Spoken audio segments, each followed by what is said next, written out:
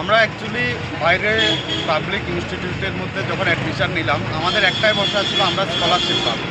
এনএসপিতে আমরা অ্যাপ্লাই করার পর প্রত্যেক বছর জুলাইতে বা অগাস্টে আমাদের স্কলারশিপটা ঢোকে, কিন্তু আমরা প্রত্যেক মাসে আসার পরও আমাদের স্কলারশিপটা ঢোকে না। সে একই কথা বারবার ওরা রিপিট করে যে নেক্সট মাসে অবশ্যই কনফার্ম এটা ঢুকে যাবে, কিন্তু আমরা এক বছর প্রায় জানুয়ারি কমপ্লিট হয়ে গেলেও এখন অবধি আমরা স্কলারশিপটা পাচ্ছি না। যেমন ধরুন আমাদের কলেজ থেকে এক্সাম দিতে গেলে ওরা অনেক হয়রানি করে যে তোমার পেন্ডিং আছে পেমেন্ট করার, তুমি এক্সাম দিতে পারবে না, এরকম করে। আমরা সবাই তো গরিব ঘরের বা মিডল ক্লাস ফ্যামিলির কিছু লোক আছে, স্টুডেন্ট আছে, তো আমাদের তো এক্সাম দেওয়া বা যারা এখনও পেন্ডিং আছে যেমন এই মার্কশিটটা নেয়ার, পুরোটা পেমেন্ট না করলে মার্কশিটটা নিতে পারছে না। হ্যাঁ, এইরকম ধরনের সমস্যা আমরা এখন জর্জরিত। এটাই। চেয়ারম্যানের সঙ্গে দেখা হয়েছে তোমরা? না, আমরা যতবারই আসি এই অফিসে কোনো উচ্চপদস্থ কাউকে আমরা পাই না।